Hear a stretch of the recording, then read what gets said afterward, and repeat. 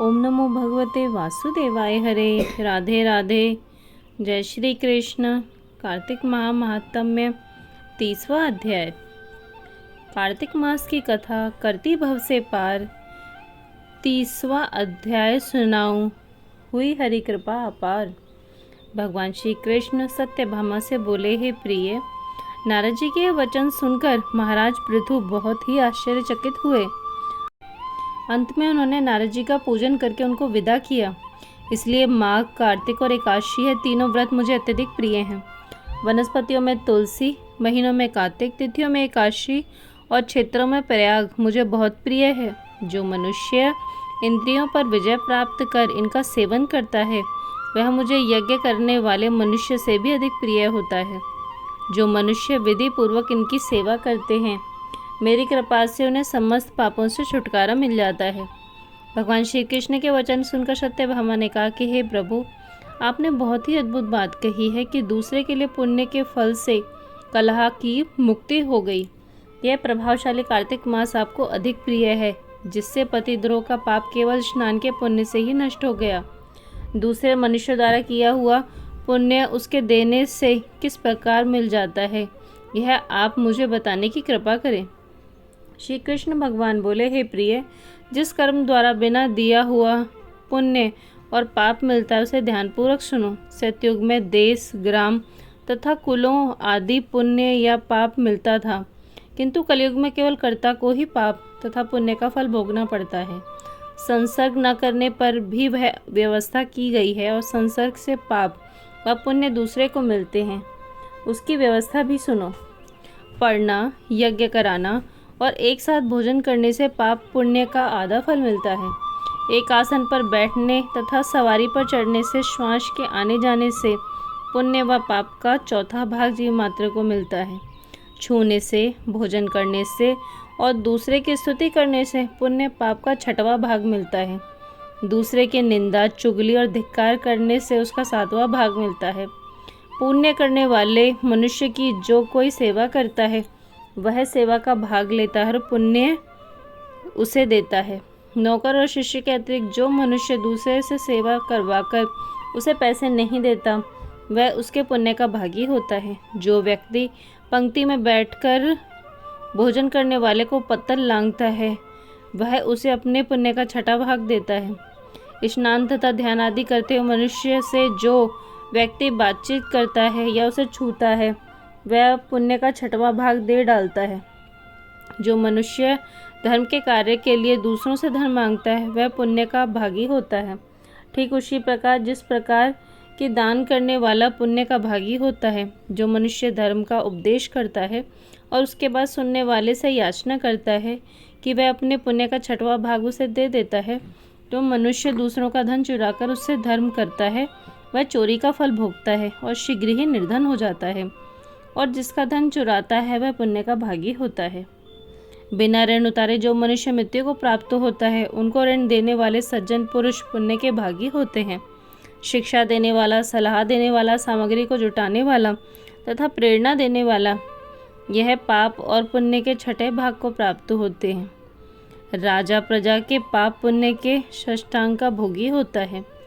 गुरु शिष्यों का, पति पत्नी का, पिता पुत्र का, स्त्री पति के लिए पुण्य का छठा भाग पाती है।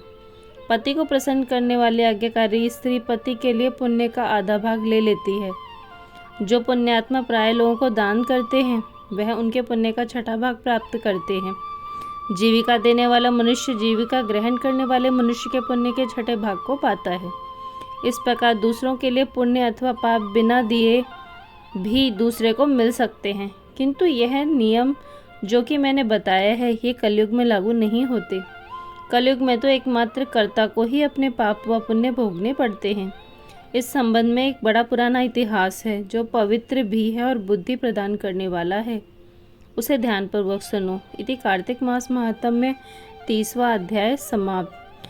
कार्तिक मास महात्म्य अध्याय 31। कार्तिक मास महात्म्य का 31वां अध्याय बतलाया भगवान ने प्रभु स्मरण का सरल उपाय। भगवान श्री कृष्ण ने कहा है कि पूर्व काल में उज्जैन में धनेश्वर नामक एक ब्राह्मण रहता था। वह रस, चमड़ा और कंबल आदि का व्यापार करता था। वह वेश्यागामी और मद्यपान आदि बुरे कर्मों में लिप्त रहता था। चूँकि वह दिन रात पापरत में रहता था, इसलिए वह व्यापार करने नगर नगर घूमता था। एक दिन वह क्रय विक्रय के कार्य में घूमता हुआ महिष्मतिपुरी में जा पहुंचा, जो राजा महिष ने बसाई थी। वहाँ पापनाशिनी नर्मदा सदैव शोभा पाती है। इस नदी के किनारे कार्तिक का व्रत करने वाले बहुत से मनुष्य उनके गांव से स्नान करने के लिए आए हुए थे। धनेश्वर ने उन सबको देखा और अपना सामान बेचता हुआ वह भी 1 मास तक वहीं रहा। वह अपने माल को बेचता हुआ नर्मदा नदी के तट पर घूमता हुआ स्नान, जप और देवार्चन में लगे हुए ब्राह्मणों को देखता और वैष्णवों के मुख से भगवान विष्णु के नाम का कीर्तन सुनता था। वह वहाँ रहकर उनको स्पर्श करता रहा, उनसे बातचीत करता रहा। वह कार्तिक के व्रत की उद्यापन विधि और जागरण भी देखता रहा। उसने पूर्णिमा के व्रत को भी देखा कि व्रती ब्राह्मणों तथा गौओं को भोजन करा रहे हैं और उनको दक्षिणा आदि भी दे रहे हैं। उसने नित्य प्रति भगवान शंकर की प्रसन्नता के लिए होती दीपमाला भी देखी। त्रिपुर नामक राक्षस के 3 पुरों को भगवान शिव ने इस तिथि को जलाया था, इसलिए शिवजी के भक्त इस तिथि को दीप उत्सव मनाते हैं। जो मनुष्य मुझ में और शिवजी में भेद करता है, उसकी समस्त क्रियाएं निष्फल हो जाती हैं। इस प्रकार नर्मदा तट पर रहते हुए जब उसको 1 माह व्यतीत हो गया, तो एक दिन अचानक उसे किसी काले सांप ने डस लिया।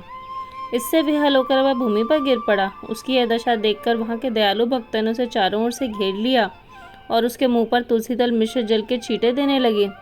जब उसके प्राण निकल गए, तब यमदूतों ने आकर उसे बांध लिया और कोड़े बरसाते हुए उसे यमपुरी में ले गए।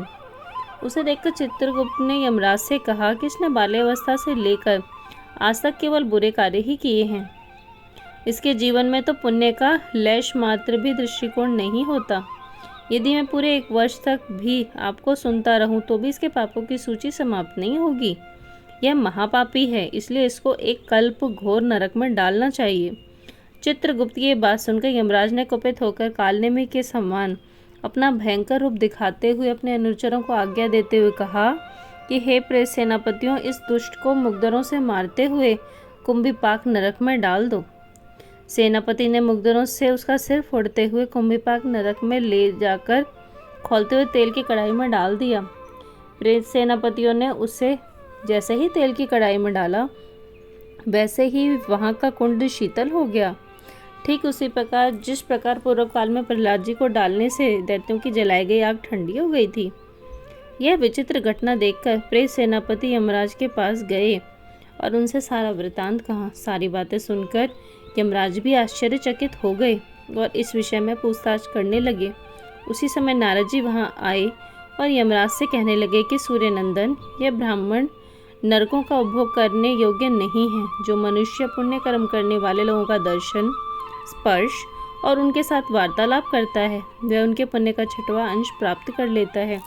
यह धनेश्वर तो 1 मास तक श्रीहरि के कार्तिक व्रत का अनुष्ठान करने वाले असंख्य मनुष्यों के संपर्क में रहा है, अतः यह उन सबके पुण्यांश का भागी हुआ है। इसको अनिच्छा से पुण्य प्राप्त हुआ है, इसलिए यह यक्ष की योनि में रहे और पाप के भोग के रूप में सब नरक का दर्शन मात्र करके ही यम यातना से मुक्त हो जाए। भगवान श्री कृष्ण ने कहा, सत्यभामा, नारद जी के इस प्रकार कहकर चले जाने के पश्चात धनेश्वर को पुण्यात्मा समझते हुए यमराज के दूतों ने उसे नरक दिखाने की आज्ञा दी। इति कार्तिक मास महात्म्य 31वां अध्याय समाप्त। ओम नमो भगवते वासुदेवाय हरे। राधे राधे। जय श्री कृष्ण।